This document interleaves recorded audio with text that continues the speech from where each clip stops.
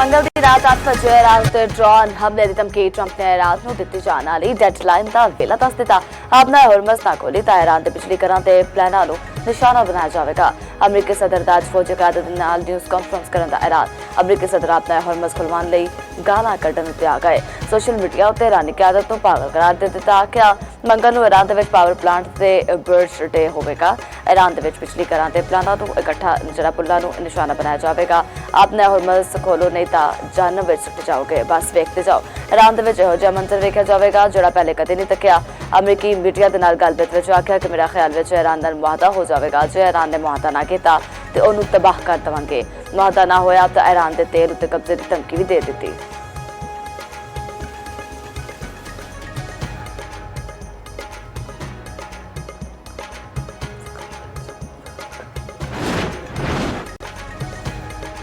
ਅਮਰੀਕੀ ਸਦਰ ਦੀ ਆਪਣੇ ਦੋ ਪਾਇਲਟਾਂ ਨੂੰ ਬਾਜ਼ਿਆਬ ਕਰਵਾਉਣ ਦੀ ਤਸਦੀਕ ਆ ਕਿ ਇਰਾਨੀ ਪਹਾੜਾਂ ਗਹਿਰਾਈ ਤੋਂ ਸ਼ਦੀਦ ਜ਼ਖਮ ਤੇ ਬਹਾਦਰ F-15 ਦੇ ਅਫਸਰਾਂ ਨੂੰ ਬਚਾ ਲਿੱਤਾ ਗਿਆ। ਇਰਾਨੀ ਫੌਜ ਇਸ ਅਫਸਰ ਦੇ ਨੇੜੇ ਅਪੜ ਗਈ ਸੀ। ਦੂਜੇ ਆਪਰੇਸ਼ਨ ਅਮਰੀਕੀ ਫੌਜ ਦੇ ਪਾਇਲਟ ਨੂੰ ਦਿਨ ਦੀ ਰੋਸ਼ਨੀ ਵਿੱਚ ਬਚਾਇਆ ਗਿਆ।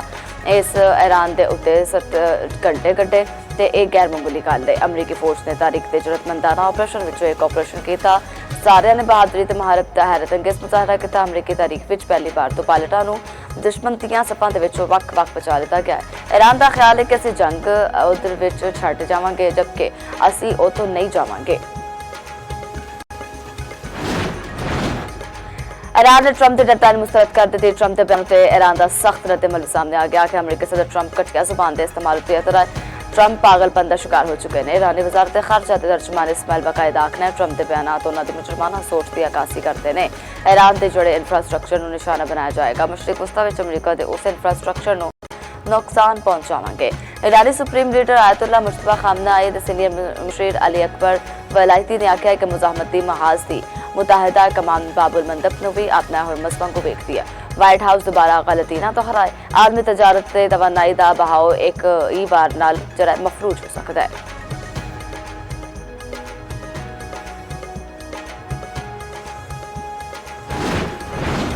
ਆਪਣਾ ਹੁਰਮਸ ਅਮਰੀਕਾ ਤੇ ਇਸਰਾਈਲ ਹਾਲਤ ਵਿੱਚ ਕਦੀ ਵਾਪਸ ਨਹੀਂ ਆਵੇਗੀ। ਇਰਾਨੀ ਪਾਸਟਰਾਂ ਨੇ ਇਨਕਲਾਬ ਨੇ ਵਾਜ਼ੇ ਕਰ ਦਿੱਤਾ। ਆਖਿਆ ਇਰਾਨ ਦੇ ਖਾਤਮੁਲ ਅੰਬੀਆ ਮਰਕਜ਼ੀ ਹੈਡਕੁਆਟਰ ਦੇ ਤਰਜਮਾਨ ਇਬਰਾਹਿਮ ਜ਼ੁਲਫਕਾਤੀ ਨੇ ਆਖਿਆ ਕਿ ਮੁਸੀਬਤ ਦੇ ਵਿੱਚ ਘਿਰੇ ਅਮਰੀਕੀ ਸਦਰ ਤੇ ਹਾਰੀ ਹੋਈ ਅਮਰੀਕੀ ਫੌਜ ਦੀ ਬੇਇੱਜ਼ਤੀ ਸਿਰਫ ਗਾਲਾਂ ਨਾਲ ਠੀਕ ਨਹੀਂ ਹੋਵੇਗੀ। ਪ੍ਰੋਪੇਗੈਂਡਾ ਅਮਰੀਕਾ ਨੂੰ ਇਰਾਨ ਦੇ ਨਾਲ ਰਲਣ ਵਾਲੀ ਹਾਰ ਦੀ ਰਸਵਾਈ ਮਿਟਾ ਨਹੀਂ ਸਕਦਾ।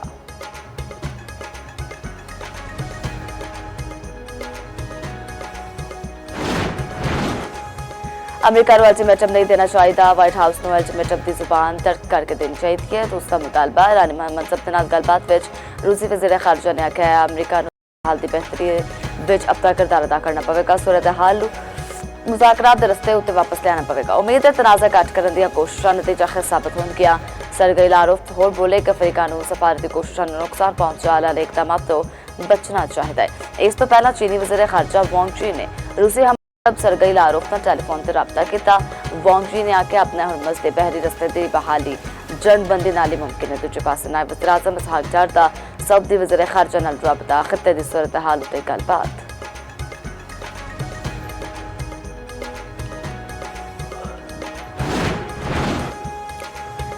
ਧਮਕੀਆਂ ਤੇਲ ਦੀ ਕੀਮਤ ਨੂੰ ਅੱਗ ਲਾ ਦਿੱਤੀ। ਆਲਮੀ ਮੰਡੀ ਦੇ ਵਿੱਚ ਖਾਮ ਤੇਲ ਦੀਆਂ ਕੀਮਤਾਂ ਵਿੱਚ ਹੋਰ ਇਜ਼ਾਫਾ। ਬ੍ਰੈਂਟ ਖਾਮ ਤੇਲ ਦੀ ਕੀਮਤ ਵਿੱਚ 2.2% ਇਜ਼ਾਫਾ। ਨਵੀਂ ਕੀਮਤ $111.43 ਫੀ ਬੈਰਲ ਚਾਪੜੀ ਹੈ।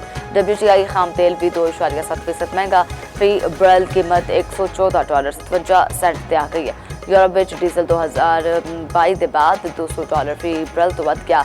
ਬਰਤਾਨੀਆ ਤੇ ਫਰਾਂਸ ਦੇ ਵਿੱਚ ਪੈਟਰੋਲ 30% ਮਹਿੰਗਾ ਹੋ ਚੁੱਕਿਆ ਹੈ।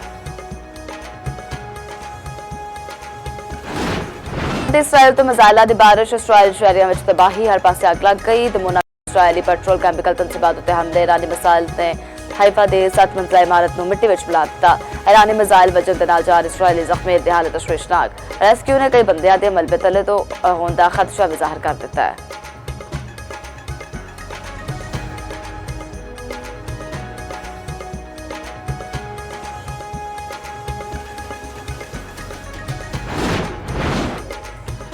ਅਮਰੀਕੀ ਸਦਰ ਟਰੰਪ ਦੀਆਂ ਗਾਲਾਂ ਉੱਤੇ ਆਲਮੀ ਮੁਬਸਰੀਨ ਵੀ ਹੈਰਾਨ।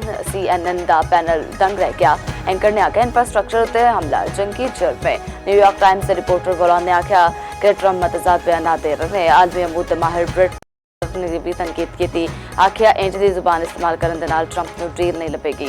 स्काई न्यूज़ के मुबसर चेहरा कंगार रोड ने आख्या है कि इंज बयान ट्रंप की फ्रस्ट्रेशन जाहिर हो रही है। ट्रंप के इकदाम ने ईरान को होर भी शेर बना दिता है। क्यादत लिए मौत अजमत का निशाना बन चुकी है। ट्रंप हर शय उत्ते डील करना चाहते रहे।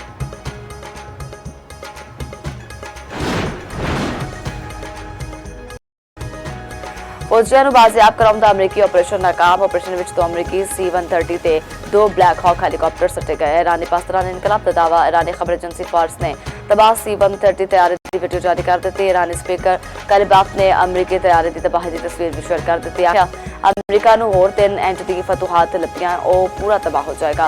पाकिस्तान इनकलाब ने आखे कि अमरीकी तैयारा अमरीकी फौजी अफसर शरीक सन। न्यूयॉर्क टाइम्स के मुताबिक वेपन अफसर को कट्टन के लिए आए 2 ट्रांसपोर्ट तैयारे फस गए। कमांडो ने दोवां खराब तैयारियों तबाह कर दिता। इंज ईरानियों के हत्थे न लग जान। 3 नवे तैयारे भेज के अमरीकी एहलकारों को कट दिता गया। अमरीकी टीवी के मुताबिक एयरफोर्स एहलकार मुबैना तौर पर एक उच्ची पहाड़ी उत्ते चढ़ के 48 घंटे तक उत्थे ही लुकिया रहा। अमरीकी एहलकार ने या तो खुफिया राबते का तरीका इस्तेमाल किया या फिर एक एमरजेंसी सिग्नल फाल किया। इस तो पहला सर्च मिशन के दौरान ईरानी फोर्सेस ने एक F-10 तैयारा जो है मार सुटा सी। एक हेलीकॉप्टर भी निशाना बनाया निकल विच कामयाब हो गया। रेस्क्यू मिशन के दौरान झड़पों के ईरानी कबाल के 9 अफराद शहीद 8 जख्मी।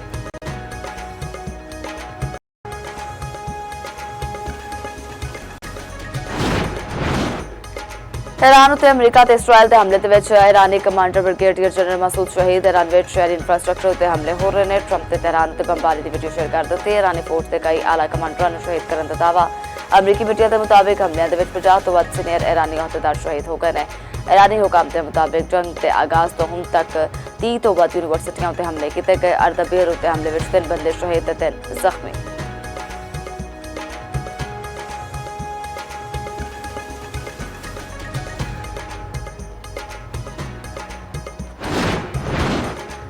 लबनान में हिजबुल्ला के नाल झड़पों में एक होर इसराइली फौजी मारा गया। इसराइली फौज का कमांडर अहम हिजबुल्ला कमांडर की गिरफ्तारी के दौरान हलाक हो गया।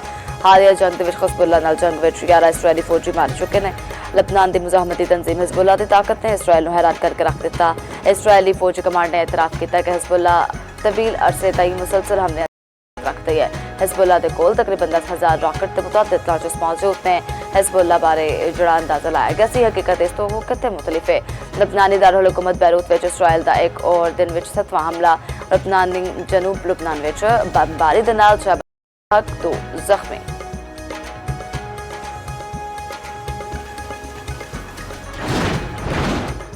वज़ीर-ए-आज़म शहबाज शरीफ का मुश्किल घड़ी के आवाम को किसी सूरत कला न छड्डण का अज़म आख्या। पेट्रोल फौरन 80 रुपए फी लीटर कमी कर दी।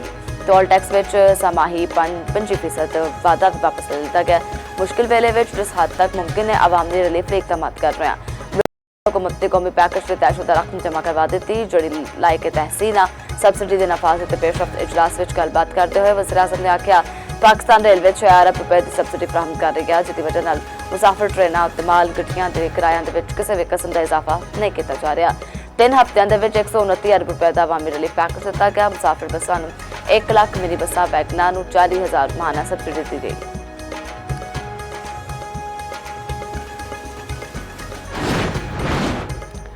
केपी के एनर्जी एमरजेंसी नाफिज गैर जरूरी बिजली के इस्तेमाल घट करने नवीं पाबंदियां ला दी गई। हुकूमती ऐलान के मुताबिक पेशावर में सारे बाजार शॉपिंग प्लाजा मार्केटा रात 9 बजे बंद होंगे। दूजे जिलों के मार्केटा का टाइम सिर्फ रात 8 बजे हो गया। सारे रेस्टोरेंट कैफे तो होटल रात 10 बजे तक बंद हो जाएंगे। शादी हाथ और तकरीबात भी रात 10 बजे तक खत्म करनी पैनगियां। केपी हुकूमत ने पेट्रोल सबसिडी लिए एहसास प्योर स्पोर्ट स्कीम का आगाज कर दिता। रजिस्टर्ड सार्फा महाना प्योर स्पोर्ट दी जाएगी। रजिस्ट्रेशन का अमल आज तो शुरू। मोटरसाइकिल ते रिक्शा दरखास्त गुजारा के नाल ते रजिस्टर्ड होना लाजम है। गैर रजिस्टर्ड दूजे के नाल तो मोटरसाइकिल अहल नहीं होगी।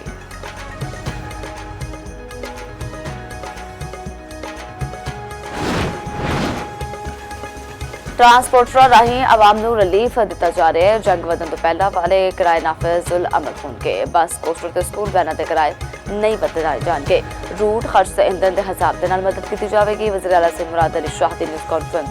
बिजली गैस से पेट्रोल की बचत बड़ी जरूरत है। मैं चाहना वा कि पेट्रोल दी वधदियां कीमतां के बावजूद आवाम को रिलीफ दिता जाए।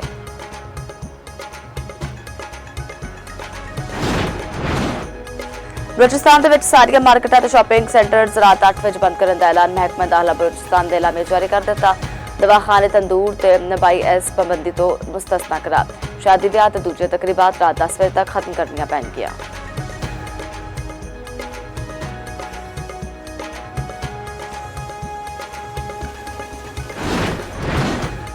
कराची ਦੇ ਵਿੱਚ ਮੈਟ੍ਰਿਕ ਦੇ ਪੇਪਰ 7 ਅਪ੍ਰੈਲ ਦੀ ਬਜਾਏ 10 ਅਪ੍ਰੈਲ ਨੂੰ ਹੋਣਗੇ। ਚੇਅਰਮੈਨ ਮੈਟ੍ਰਿਕ ਬੋਰਡ लादम हुसैन सोहूद का आखना है कि इम्तहानी निज़ाम तो मुतल्लिक सॉफ्टवेयर विच कुछ तकनीकी मसाइल दरपेश सन। तलबा दे वसी तर मफाद दे विच अहम फैसला किया।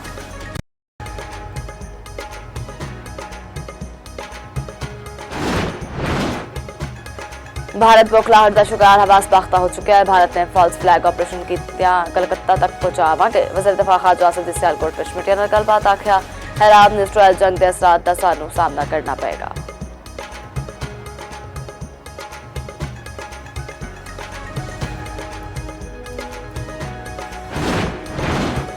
ऑपरेशन गजब हक में अफगान तालिबान रजीम के 796 करिंदे खिलाफ 1043 जख्मी। अफगान तालिबान रजीम दिया 286 चेक पोस्टों तबाह कर दिता गया। पाकिस्तान ने अफगानिस्तान दियां 44 पोस्टों पर कब्जा भी कर लिता। वज़ीर इत्तलात अतार ने ऑपरेशन गजब हक की ताज़ा तफसीलात शेयर कर दी। दसिया ऑपरेशन 249 टैंक पख्तरबंद गड्डियां ते तोपखाने भी तबाह कर दिते गए हैं।